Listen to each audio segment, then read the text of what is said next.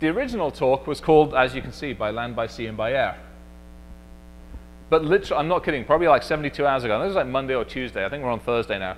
Monday night, myself, Jesse, and a couple of the other guys, oh, you rock. Thank you. Are they closing that one, or are they going to keep that one open?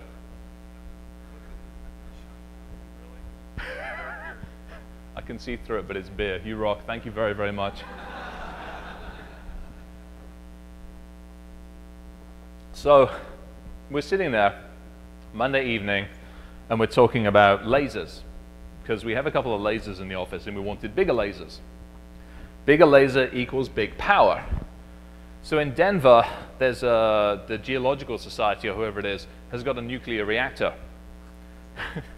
Gets better. Has got a nuclear reactor somewhere in the middle of Denver. There's a nuclear. We actually found out where it was. But the problem is this bloody thing's like 40 or 50 years old. So like it's probably warranty's probably run out by now. So we're like, we need power. How do we get power? So, and a little bit of this talk is about how we get power. But we started talking about, getting power out of reactors. And we figured that most of the reactors, there's a couple of good reactors, we figured about reactors and power, and then somebody looked at me, they're like, you're being the evil genius. I'm like, no, I'm being me. They're like, no, what you're building is the evil lair. I'm like, no, maybe yes. So all of you hopefully can at least recognize one or more of the evil lairs. So despite the fact this talk is by land, by sea, by air, what I'm actually going to be talking about is how to build your own evil lair. Because, quite honestly, I think I've kind of gone rogue to some degree. We will put a shopping list together for your evil lair. We're actually going to go through a recap of 2011 as well. How we're going to do it, which makes relevant to a business side of things, is we're going to talk about OSINT. We're going to talk about digital footprinting. OSINT, how many of you guys know what OSINT is? Most, some, none. Okay. Open source intelligence gathering. Okay? Human intelligence gathering. You can also do social engineering for the same thing. But the OSINT side of the world is literally finding out what data is already out there. This is not you having to hack into an airplane, although that actually helps with some of this stuff. But it is actually going out there and going, I want to hack into an airplane. How the bloody hell am I going to do this? What tools do I need? What is the architecture? What are the systems? How do we do this? And so we'll work our way through this. You will have to probably, excuse me, some of the slides are kind of out of sequence. I've been messing around with it because originally this was a fairly dry talk. And then I rearranged the whole bloody thing to actually deal with evil lairs. We will talk about boats and missiles and power. Missiles are fun. Boats were fun. We had fun with boats in Norway. And then some to-dos, some things to think about. And then for me, actually, some stuff that we're working on a little bit more for like next year or whenever, if I don't get invited back again. So anyway, as an evil genius, this is the shopping list. We need wheels. Oh, Hugh Rock, he already brought me one as well. So now I've got two. You, I absolutely adore. Thank you very, very much. Thank you. I'm going to have this too. So as an evil genius, I need wheels. Obviously, once I've trampled on my minions, I need to be able to just roll over the top of them. I need long-distance transportation, planes. We obviously need the boats. Typically, as everybody knows, the evil lair is on a disused, under a disused volcano in the middle of an island somewhere. How the smack do you get to it? We obviously, we need the missiles. For crying out loud, we need lots of missiles. How many of you guys have seen Despicable Me? Good. Continually moving, sodding missiles. Again, this is the reason we need power. You need the power to build the bloody missiles. You need the raw materials, but we'll ignore that one for this one. We need the location. We need the minions. We haven't solved this one yet. I haven't quite figured out how to clone minions or do anything else with this one. So we're going to have some talks with minions. Now, again, the second realization, this is going to cost a smeg. An absolutely smegging huge amount of money, unless we can find a different way of doing this. You also, so we discovered, cannot walk into a military base and go, hello, the PAC-3 over there. Could I possibly just borrow it for a little while? They don't like that. We actually did call up. We called up the Pentagon, asking if we could buy it. It was great. We went through to the procurement department of the Pentagon and said, we'd like to buy a Patriot missile, please. We have an Amex. It has a good land of clearance on it. They wouldn't let us buy one. I've got the telephone number in case anybody tries to do it.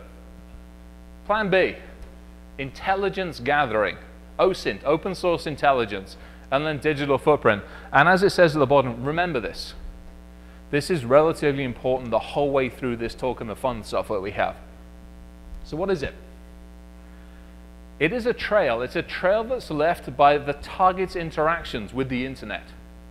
You, as your organizations or organizations you're targeting or you represent, have IT people. You might be IT people yourselves. How often do you go to an open forum? How often do you go to the Cisco forum, the listserv forums, the Oracle, the Cisco, wherever it might be, and go, hi, I have a problem. I need help with my problem. And then somebody else helpful on the forum goes, hi, we'll help you. Just post the config. And people do. The database that we maintain, so Al has a fun little database that we maintain, has about 500,000 Cisco configs in it. Most without the bloody password encrypted. I haven't got to break into the damn company when they post the information out there themselves. That doesn't include all the other stuff, and some of it will go into it. And again, for reference, we're going to skip by that slide. Simple stuff. This is stuff. Just a quick show of hands, if you guys don't mind. How many of you are in the security, the pen testing side of things? Hopefully, this all makes sense to you guys. If it doesn't, start adding this to the arsenal. And it isn't just about the social side of it. It's everywhere. From an organization standpoint, even a simple open quotes at my company or mycompanythetarget.com, close quotes, SQL, error code, Cisco, whatever you might want to put in there, helps understand what data has already leaked out. For that, you will need spiders.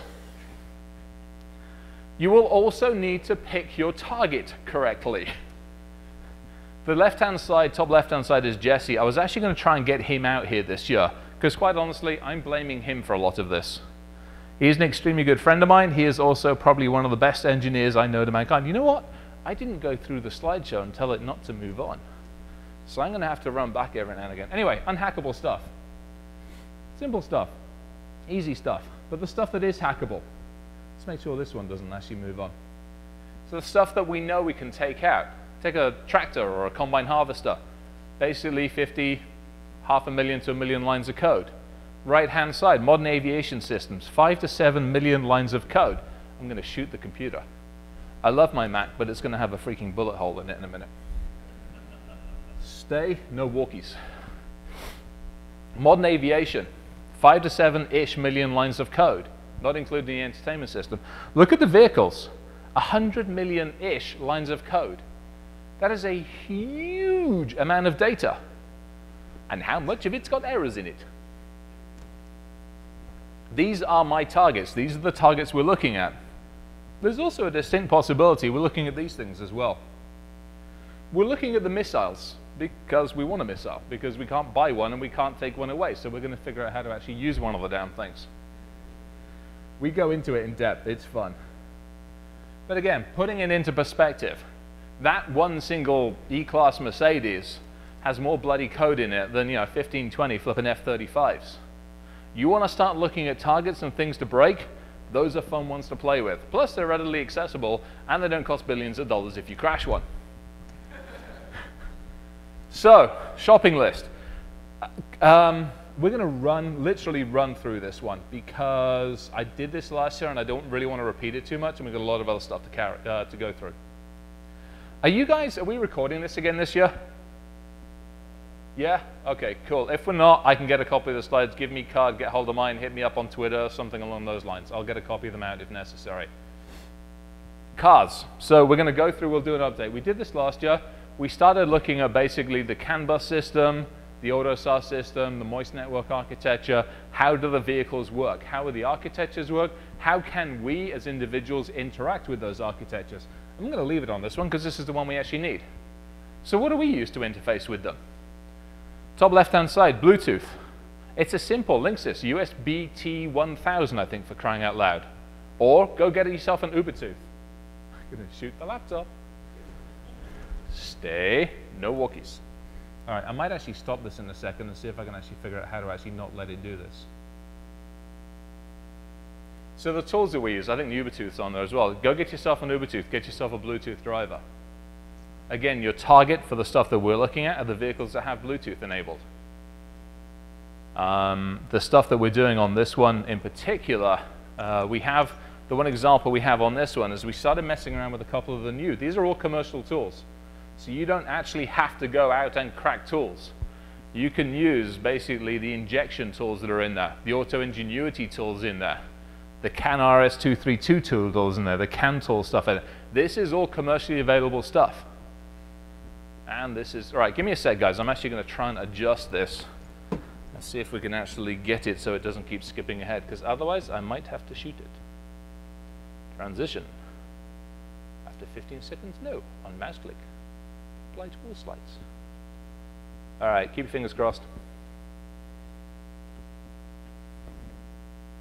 All right. So a lot of what I'm going to show you, as well as talking about the OSINT side and digital footprinting. In this particular case, what we ended up doing was using the USB tool, and we'll talk you through it on the next one. So obviously, you have to find your target. You have to go fishing for your target. In this case, we did it this weekend. We redid some work this weekend. Simple architecture. Really, you need yourself a spectrograph analyzer, because obviously, as your target comes into range, you need to understand, is it running Bluetooth? Nice little bump in the middle tells you that the vehicle in question is running Bluetooth. You now have a window of opportunity to make friends with said car if it's not yours. Obviously, from a legal standpoint, we would recommend you practice on your own vehicle. What you choose to do in your own time is entirely up to you. I think 2 years ago, I made a statement about the fact that the presidential cavalcade would make an amazingly good target, but I think they've fixed the problems now. Romney's bus was still running Bluetooth as of 2 weeks ago, by the way. I'm going to get yelled at. So anyway, get your target. You will run into the first thing on the vehicles. You'll run into the, hi, we need a 4-digit PIN code. Fuzz it, break it, or write your own code, or even go online. There's a bunch of places where you can basically get Bluetooth fuzzers or four passcode fuzzers. You're basically brute forcing a 4-digit PIN code. No different than the fairly easy way to brute force a 4-digit PIN code on an ATM card. Needless to say, that can be done pretty instantaneously now. Write yourself a quick program. It's fairly easy to do. In doing so, you now have associated with a aforementioned vehicle. Now that you've associated with a vehicle, what you now have to do is figure out how to get from the entertainment system to the main CAN bus network. There are a few ways of doing this. Again, I will go back to the OSINT world, and I will go back to you guys and encouraging you guys to start looking at the CAN bus architecture. But once you can do that, you can get yourself the CAN 232 software, or you can get yourself another nice piece of software which will actually look at the PID ID. So now you can watch the PID ID architecture. You've actually got to put the vehicle in maintenance mode, which in the Volvo in particular will go in maintenance mode while the thing's still driving. This particular Volvo we did over the weekend. It wasn't one of ours, I have to admit. And we actually we've got the engine speed, engine throttle position, and engine fuel rate. So we helped the person with their Volvo and shut off half the cylinders. Helps fuel economy. So this was in Oslo. This was this February. So you've got Zoz, myself, Render, and a bunch of other guys walking down the high street in Oslo. And we recognized that each one of the blasted taxis was a Mercedes. And I'm walking down there, and Zoz is like giggling, and I'm like, what? And he shows me the Bluetooth interface. So needless to say, I rise to the occasion. We fire up the Bluetooth system. We realize that it's Oslo fishing. I have the MAC code on this thing. I have this side of it, and now I actually know exactly how to attack the vehicle. I fire up Backtrack. That gives me some of the Bluetooth tools I need to get into the system. And at that point in time, I have my Bluetooth antenna. I convert Bluetooth, or the Auto Ingenuity tool is an RS232 tool. RS232, you can convert into a Bluetooth side of things. It then starts to talk to the Mercedes, and we put them all in neutral. We took it about 2 minutes per Mercedes to do this. It was quite fun to do. Now, in case you need the Mercedes CAN bus PID IDs, here they are. They're on a nice spreadsheet. If you go out to Google, you can find them. The nice thing about this one is about halfway down here. I'm not sure how legible it is. About halfway down here, it actually gives you the entire PID ID to put the vehicle into neutral. So you inject that in, and all of a sudden the Mercedes goes. The driver's like, what the what's happening? Simple. Do some OSINT. Do some digital footprinting. This is actually pulled off of some public stuff that's out there. It's easy to do, guys. So needless to say, as the bad guys, we figured out the cars. I really want to know if that's running Bluetooth. Buses. Again, this is from last year, although we updated it because we went out to Oslo and we made friends with the Oslo transit system. I'm probably never going to get invited back there again. Those are actually photographs we took before we got on the bus and stopped the bus from running. We got off the bus because we couldn't get it running again. Yeah, let's not go there. Again, open source intelligence. There is actually a website in Canada that tells you exactly what the transit fleet is running, what the fleet number is, who the manufacturer, what the engine is, what the transmission is. You can find this information out. You can then go out there and go, I need software for this engine. I need to interface with this engine. I need to understand how to talk to this engine. And then when you understand how to talk with the engine, you can sit at a coffee shop, in this case in Denver. You can sit at the coffee shop in Denver. You can fire up your wireless access point. From the wireless access point that you've borrowed possibly an SSID key from the main transit system, you can associate with the bus as it spends 5 minutes waiting there. You can make friends with the system. You can actually fire up the, hang on, whose software do we use for this one? Cummings, the Cummings Insight software. And then once you have the Cummings Insight software, you can now adjust the RPMs. You can adjust the speed limiter. So if the bus isn't turning up on time, you can now mess with the speed limiter on the bus. Perfect. Public transit. So we have the buses sorted as well. Planes. Did I talk about planes last year? I think I did, didn't I? Guess what? They still haven't fixed many of the problems. In fact, I had a really nice conversation with somebody in here earlier on who walked up to me and said, hey, there's problems with the Tomcat and the Apache on the planes, and I just started giggling.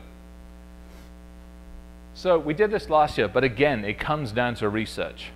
It comes down to knowing that Boeing doesn't build airplanes. Boeing gets 100 other companies around and goes, we're all going to build an airplane. It's like Lego. Each one of those 100 companies goes away and publishes on the website, woohoo, we're building an airplane. Those become your targets. No different than if you are working against your client. Your client has engaged you to attack them. Do you walk into the front door and go, hello, I'm here? You can do that, and it actually works. But you can also go through the side door. And the side door being their vendors. No different than this. So with the airplane, we'll go through the example again.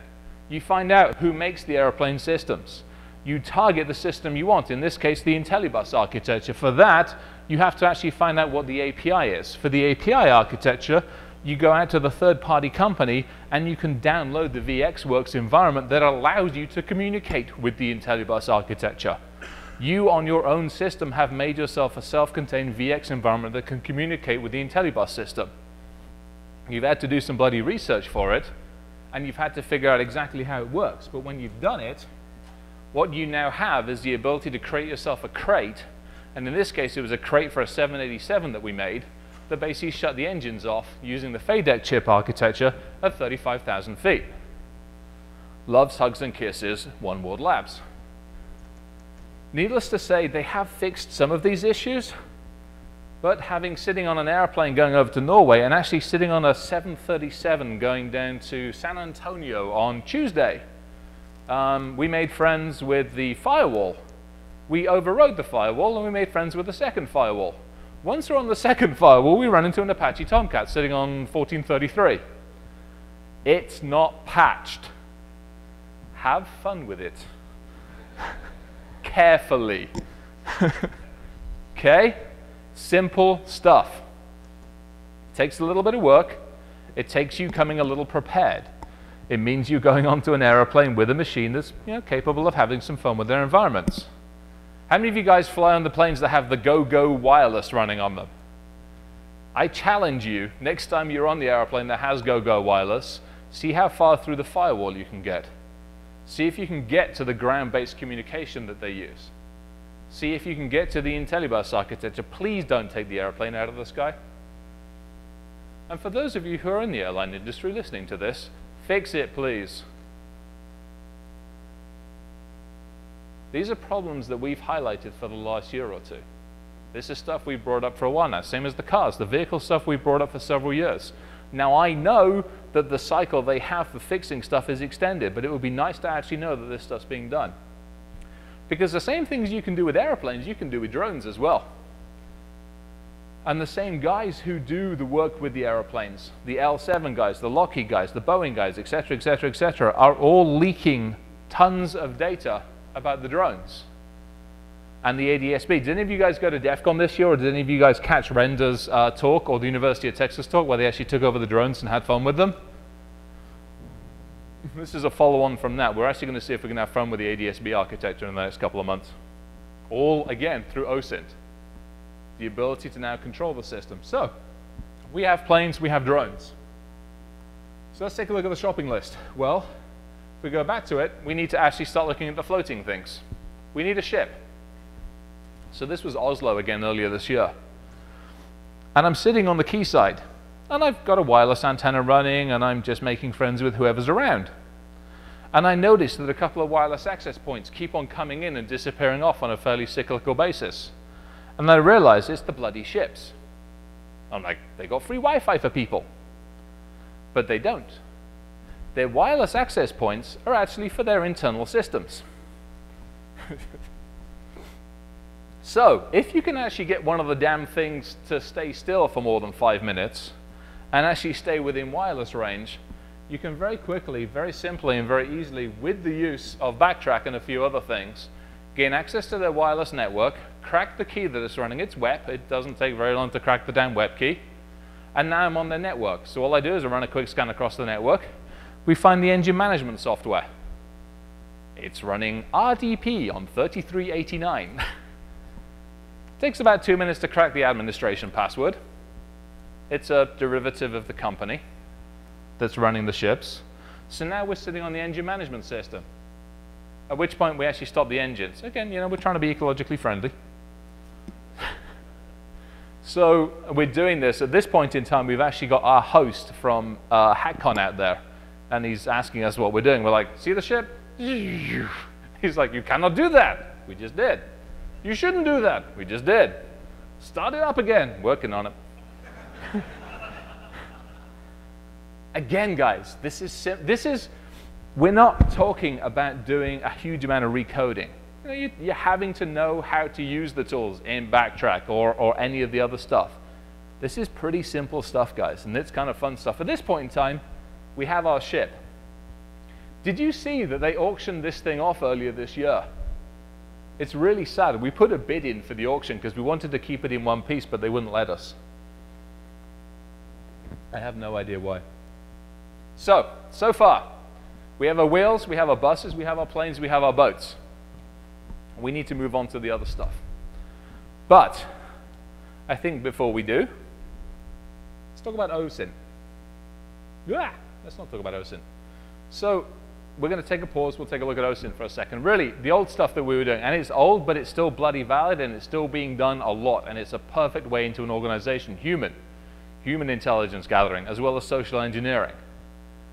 Again, those of you who are in the red team or are pen testing or helping organizations to understand this, this is something that needs to be looked at. But again, the SIGINT side of it and the OSINT side of it, there is a huge amount of information that is out there that we tend to ignore. Organizations put a lot of data out there, partly because they have to, but partly because they don't realize it's being put out there. Their own internal guys put it out. Their own internal systems put it out. And these things don't bloody catch it. Your firewall, your IDS, your IPS, your host intrusion isn't going to catch the fact that your Cisco guy has just been socially engineered into putting the bloody config out on an open Cisco forum. Or that the AS400 guy's putting stuff on a listserv. These are tools that you can use as part of a pen test. So stop bloody using them. Because I'm part English, I like to have a go at the French. The channel was built for a reason, and some silly sod actually put a bloody tunnel underneath it. So, a good example, difference between reactive and proactive. Reactive. You guys know what the Maginot Line is? Absolutely awesome piece of engineering. Gorgeous, amazing, more concrete used in that than I care to think of. And it pointed in one bloody direction. Germany. Now the Germans, being the sneaky chaps that they were back then, went, we're not going to go through that. So they went round it and over the damn thing, thereby rendering it pretty useless. That's the firewall of the organization that you are pen testing. You have other options. Use them. Start looking, even at yourselves, what data is out there, what public data, what private data, who's crawling it, who's looking at it. Help your clients understand their data, the footprint they have. Part of the reason is, and I told the Symantec guys I was going to do this, and I apologize kind of in advance, but about a year and a half ago, to Symantec's credit, they put their hand up and said, hey, we lost data. The problem is that data had been out in the wild for an extended period of time. We actually had a client that we worked with pretty heavily, and we still work with them on a monthly basis, who uses the service. We found it, it was being published, it was actually being bought, sold, and bloody traded. So we told our client took a look at it, took a risk analysis of it, and shut down a bunch of their Symantec systems, thereby saving them the headache of a bunch of zero-day exploits. Help the organizations you work for or that you are attacking understand what their risks are. I'm going to leave, well, we'll talk about that one for a second. The engine. You guys can do the simple stuff. You can go out to Google. You can do the open quotes at mycompany.com and all the other stuff. You can build yourself your own environments. We tend to use Lucene, we use Nutch, we use Solar, and various other things. We do a lot of crawling and a lot of indexing. It's all out there, guys. This is fairly simple stuff, and you can start messing around with heuristics on here as well. The challenge that you have to do as you are making sense of the internet is to figure out the difference between basically I'm hacked off with IBM and I'm hacking into IBM. Contextualize the searches that you have. Understand how the search queries and the search architecture and the search engines work. The second and third bullet points are the stuff that we're messing around with.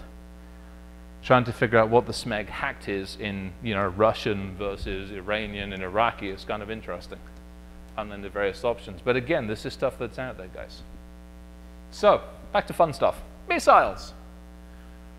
Again, obviously, how many of you guys have seen The Dictator? Already standing at the front going, we're making it for peaceful uses? Obviously, missiles for peaceful uses. As an evil genius, I have to have my missiles, obviously for a deterrent. I obviously will never use them in an offensive case at all, but I have to have them. Now, as an individual inside the continental United States, unfortunately, we can't just go out there and ask for missiles. So we have to do research. We have to actually start to look at these things and go, well, I want to have a look at a missile. I want to figure out what's going on with missiles. In this case, we actually decided to split it into two ways. We obviously need the missile for ground-based communications and attacks, but just like a lot of the stuff in, I was going to say Star Wars, James Bond, they get up into the space on a regular basis. We decided we needed a couple of space missiles as well. So if you notice on here, we actually have the ground support equipment, the launch vehicle, the space crane bus, and the payload. We actually have all the code behind the scenes for this thing. And yeah, there's some fun stuff with missile launching as well. This was good. This was VNC. A VNC 3.3 exploit got us into this. Really nice.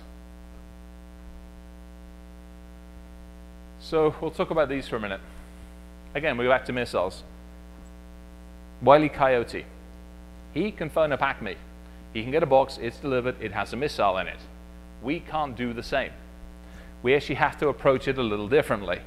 First, we actually have to figure out what we want. So our acquisition. In this case, we went after the Patriot missile. We started to look at where they were, how to get them, what the architecture was, and who made the damn things. In doing so, we did some research.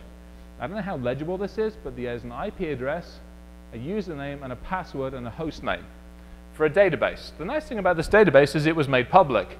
It gave us the entire shopping list for a Patriot missile.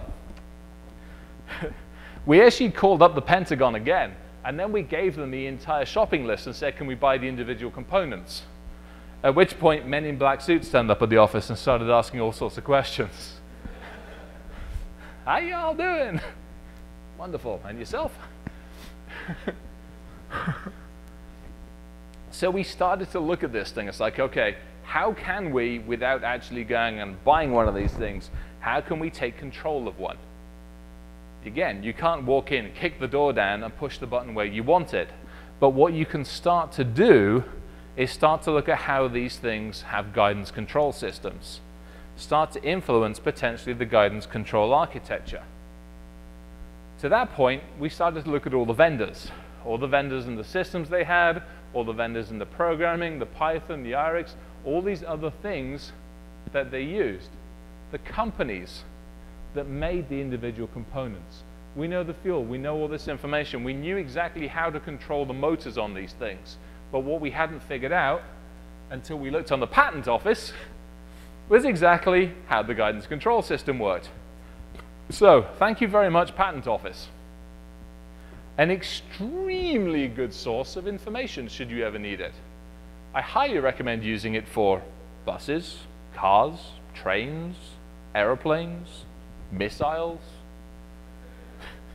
nuclear submarines. It's great. So at this point in time, I know exactly what. I want the guidance control processor. Now, the nice thing about having the parts list, I know exactly now who makes the guidance control processor. Again, public information. So now that I know who makes the guidance control processor, what I had to do, we had to figure out exactly how to either influence it or rewrite the stupid thing. At this point, we have to give thanks to Walter. Walter worked for the company that made these things. Walter was also the very nice thing who actually designed the acronym that goes with the PAC-3 missile.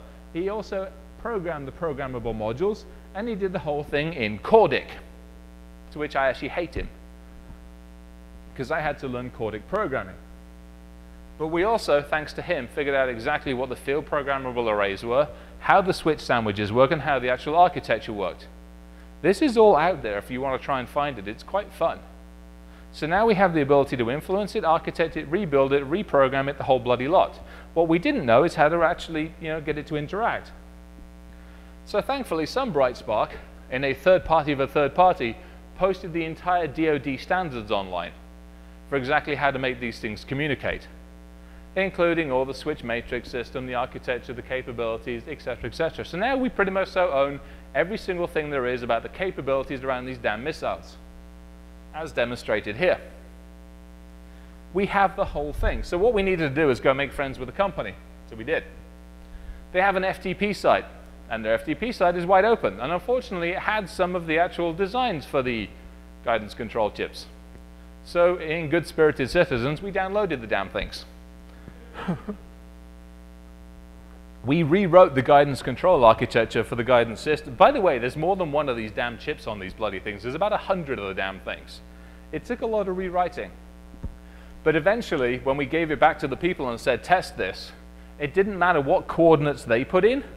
They went straight to the coordinates we'd already hard-coded into the program. Score 1 for the bad guys. Yes. So in doing so, we also made friends with some other countries' Patriot missile systems and other installations of other missiles, which we then gave to other people and said, hey, look, they've got missiles too, and there's their data. And then we figured out where the Patriot missiles were. And then we figured out how to deploy the Patriot missiles that we needed. By the way, we figured out how far those damn things fly, and to make them go to the target we needed to keep most of them inside the US, which is a bit of a problem. So we have missiles. And there are various things you can actually do with them, needless to say. By the way, I will give a thanks out to all of those people inside corporations who download free antivirus, especially ones who run around with classified computers and still download free antivirus. We love you and your data. Thanks, BrainParks. So, how are we doing time-wise? I have absolutely no clue. We're good on time, aren't we? Sweet. All right. So now we start messing around. This is where I had to take a few of the slides out, but we can talk about some stuff. So this is where we decided we needed power. And we couldn't use the nuclear power that was coming out of Denver because, well, it was kind of old. We needed new power. And we obviously need a lot of power in our Evil Genius lab because we've got to do missiles, we've got to do computers and storage arrays and trains. We obviously need more missiles because obviously we need lots of defensive situations. So literally sitting at IHOP one evening, we figured out that there's some new nuclear power stuff that's being designed. The problem is they take the damn things and they put them in submarines. But they're self-contained units. And they go for 33 years. So it's like an ever-ready battery that runs for 33 years. And it runs in a megawatt range. The problem is they put them in submarines. So you've got to get the damn things out of a submarine. Big tin opener. Or you have to borrow the submarine. So we decided to pick on what's known as the S9G. You can do some research on this. It's sitting in the Virginia-class reactor. It powers the submarines. There's quite a few of them out there, and they're quite fun. Steady output, steady research, and I can't present the whole lot about how to catch your own submarine. We can talk a little bit about it, but I can't put everything out on this. Needless to say, because I got yelled at. What we can tell you is the research you need to do. Top left-hand side is the possible location that maybe some of this actually comes out of. Now, I would highly recommend when you're looking at this organization, you look at the subsidiaries and also the ownership company. Again, do your research. Do your OSINT research. Start looking at the organizations and what emails they're putting out. By the way, when you're looking at the third-party company and you look at their emails, there is a distinct possibility you might still find the FTP site. The FTP site still has a whole bunch of data, including FTP user IDs and passwords. We love them for this because it gave us access to other areas that we needed. The other areas that we are allowed to actually get to, or that we actually managed to get to, was this nice little one down here. It's a nice little website that tells you exactly where the reactor is, what it's doing, how it is, and some of the controlling interfaces. Because what I eventually figured out was you can't just take a nuclear reactor, put it down there, and hook up a set of jumper cables. Jesse told me I can't do that. I have to get a little bit more sophisticated than that.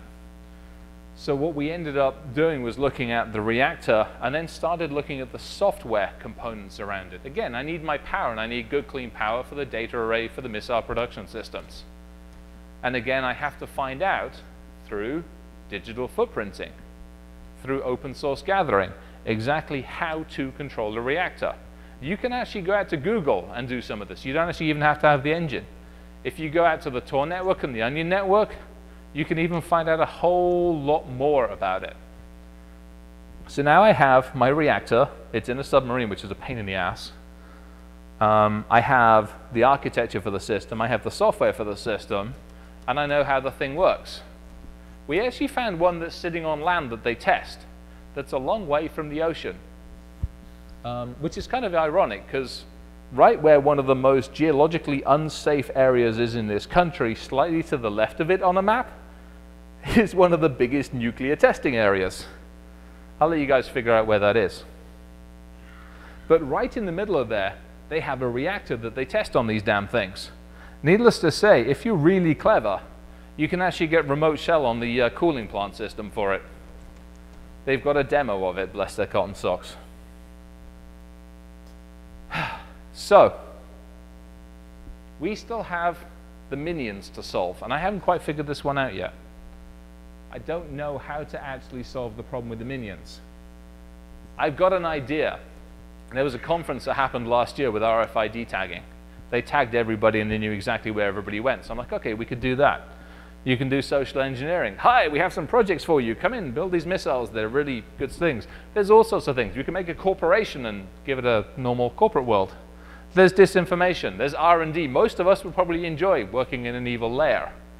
Although there'd be this damn power struggle every bloody week because each one of us would want to be the boss. We could take it in turns. But simply, all joking aside, we are literally looking at internal data leakage. The problem is DLP's not going to find it. Your IDS, your IPS, and your firewall sure as hell will ignore it. How do you guys deal with it? How do you control it and how do you manage it? And this is what we're trying to do. We're trying to highlight some of the challenges. We're obviously having a lot of fun along the way while we're doing it, but we're trying to help organizations understand that, hey guys, you are leaking crap loads of data. You are leaking enough data that I can take over a bloody Patriot missile, for crying out loud. Your business partners, those that do business with you, are leaking data. The vendors, the organizations that you love and trust and hand money over for people and services are leaking data about you. There's some slides I didn't put up there. We worked with one of our clients hosts a bunch of data at hosts a bunch of their systems at a data center. So we socially engineered the data center. Then they handed over configs, systems, database schemas, the whole bloody lot for that client and for a whole bunch of other clients. Easy done. From a pen testing standpoint, this stuff's a goldmine. From a blue team and an internal organization standpoint, you guys have to be more aware and more cognizant that this is going on. Obviously, the deliberately removal of data is the controlling of data. How do you manage and how do you control the data you have? So the shopping list. Obviously, the wheels we sorted, the buses we sorted, the planes we sorted, the boats we have now sorted. The missiles, I think we will agree we've probably sorted the missiles.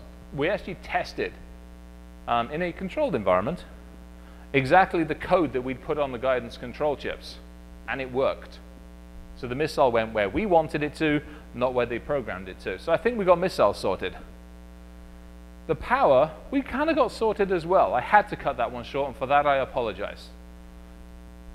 Let's just say we have the capability to get to the submarine. We have the capability to take control of the nuclear system on the submarine, and we have the ability to take some of the power off the submarine when the damn thing's in dock. The problem is, I live in Colorado. It was pointed out to me that it's a landlocked state. I'm not used to that. I come from the United Kingdom, which has water all the bloody way around it. We park our submarines in a lake up in Scotland. We leave them up in Scotland because if the buggers blow up, in theory, it shouldn't affect the United Kingdom too much. They'll just be we got the wee Scots guy in here as he left. They'll just be wee hairy radioactive Scottish people very, very angry again. Over here, I can't park a sodding submarine in Colorado. Neither can I take the nuclear part out of the submarine because I didn't realize this until afterwards. The thing weighs about 2,500 tons. Moving that with a tractor would be a bit of a challenge. Now, the fun thing about that one is if you do your research on nuclear reactors, there's actually a company in Colorado which, in their own words, is making a reactor about the size of a bathtub. I'm like, sweet. And again, if I wanted the data from that, how easy is it for me, without breaking into them, to take their information, to gain access to it? How much data has that particular client leaked of their intellectual property?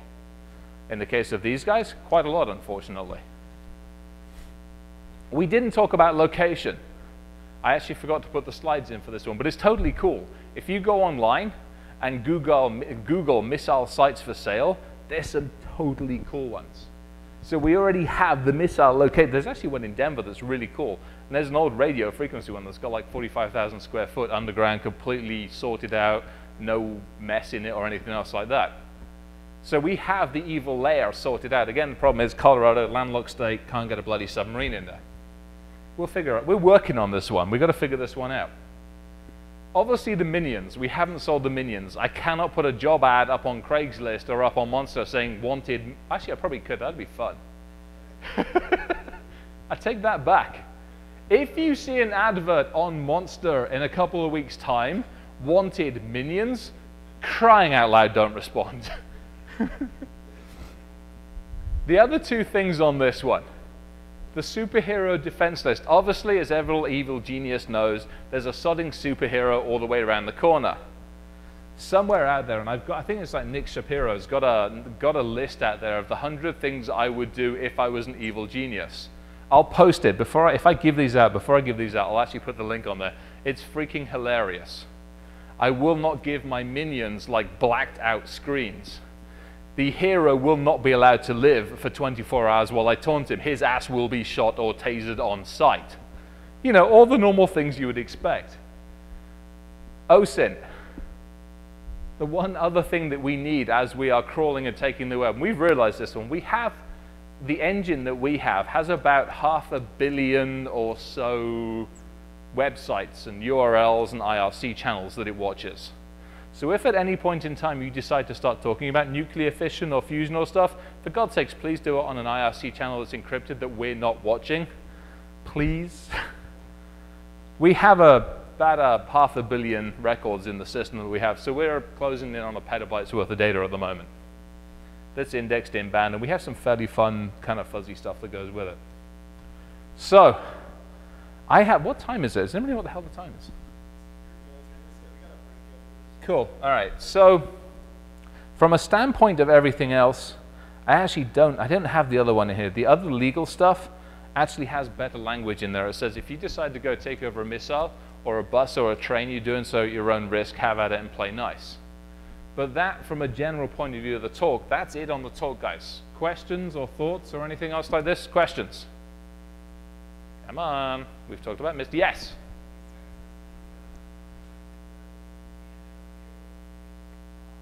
Can I access the CAN? I'm going to repeat the question, not because I'm daft, but because nobody else can hear it. So can I access the CAN in a vehicle when the vehicle is off? No, I cannot. So the vehicle has to have the ignition turned on, and there needs to be power to the entertainment system. I am aware, but I haven't had a chance to play with it yet, that there are a couple of technologies deployed in vehicles that allow, how should we say, remote access. One of them has something to do with celestial things. We haven't yet had a chance to play with that, but it's on the radar. I just need time, the resources, and a spare vehicle that I can take back to Hertz without them looking at me all confused again, because I broke shit on it. Should said organization decide to lend me one of their vehicles that has this celestial thing on it, we'll more than happily take it and see if we can break it. But yeah, that's the only way at the moment I know that you could mess with it. Good question, though. There was another one. I saw another hand shoot up. There is.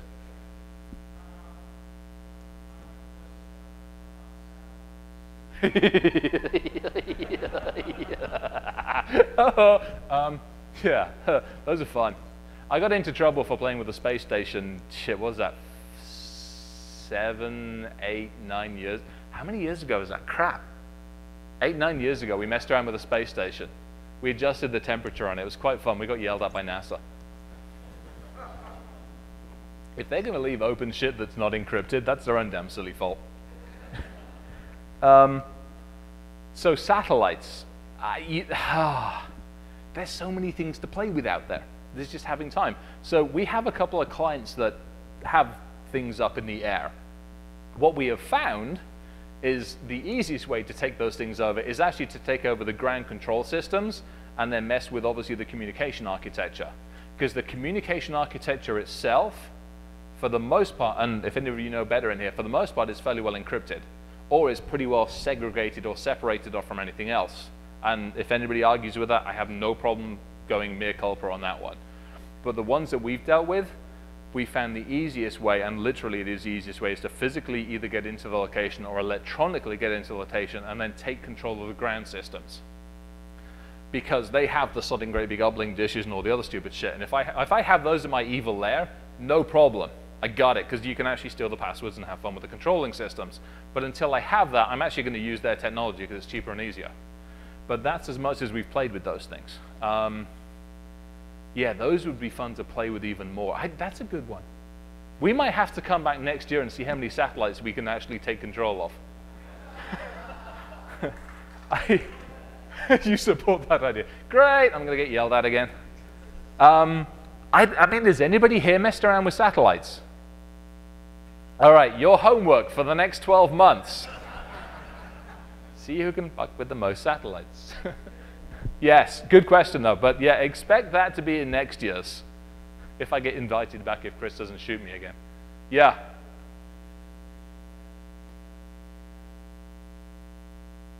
Who? Oh, we tried. We tried. We've already. Somebody put, do you guys catch it? The Curiosity rover that's bouncing around Mars like a rabid freaking crazed RV at the moment. The suggestion was to take that for a spin. We've actually started to investigate that, shall we say? Again, this goes back to OSINT. This goes back to people. We as humans, we like to stand there and go, hey, I did this cool shit. That's fine, but stop giving so much data away. We as humans and as organizations like to say, hey, we did all this cool stuff. I already said it. Boeing gets all these companies, and then all the companies go, woohoo, we're building airplanes for Boeing. They become the targets, no different than our Curiosity rover thing. There are organizations out there that have publicly gone, hey, we are building shit for this thing. We have done this. We have the controlling interfaces. We have the architecture for this. The closest we've done is figure out exactly how they're communicating, how they're controlling it. And we might have one or two of the passwords for some of the software that we know are still in default mode. But the problem is actually getting into it without breaking more laws than we're used to breaking. No, I think NASA would probably really get pissed at me for that one. I'd really want to give it a figure of 8 if we could do. We were trying to do that with the drones. So we have University of Texas disclosed some stuff, I think it was before DEF CON this year, where they took the drones and they managed to fly it through a prerequisite path, and they were messing around with GPS and stuff like that. We've actually got ADS-B now so that we can actually Render and I'd be messing around with this. And he did a whole bunch of stuff at DEF CON this year. But we've now got the ADS-B where we can start to ghost signals around the drones, so we can actually start to move the drones where they don't want to go. But I haven't got it developed fully enough that I want to put it up on screen and present the damn thing yet. Because what I really want to do is have one do a figure of 8. Just for the sheer giggles of it. Questions? Yeah. Actually, going back to that satellite thing, I actually did a little bit of research into it. Cool. Because what Automotive type stuff, they get a new communications or something, but you know, it seemed like viable to do, satellite communications stuff, so looking into it, and I was just blown away about how many open satellites are in hobbyists. Well, the hobbyists have got a ton of satellites out there, yeah. Yeah, so it's like, it almost seems like you really have to know how to really communicate with it. It's really open and it goes everywhere, so. Nice. All right, so it's a matter of just, it's no different, and I'll pick on the car stuff and I'll pick on some of the other things. I mean, there is a ton of data out there if you want to start doing the research on. Same thing with the ADS-B. The military, I think it was the civvies. The civvies actually produced a white paper. I think it was actually co-authored with the military. Produced a white paper a couple of years ago stipulating exactly how many flaws and security holes there were in ADS-B. They published the damn thing. I think it's publicly available. It is, well, we found it. How about that way? I think it's publicly available. Try. It'll be an interesting experiment. But it's out there, and it goes through like 10, 15 different flaws in ADS-B. That's like a cookbook for crying out loud. So I would imagine the satellite thing would probably be something similar. It's like, okay, this is my target. What are the vectors? And you're right, the hobbyists have got a ton of those things up there. You start flying them into each other. Yeah, you get yelled at by a few people. No, that's a good, yeah, I mean, that would be cool. Yeah. I don't mind. Go for it.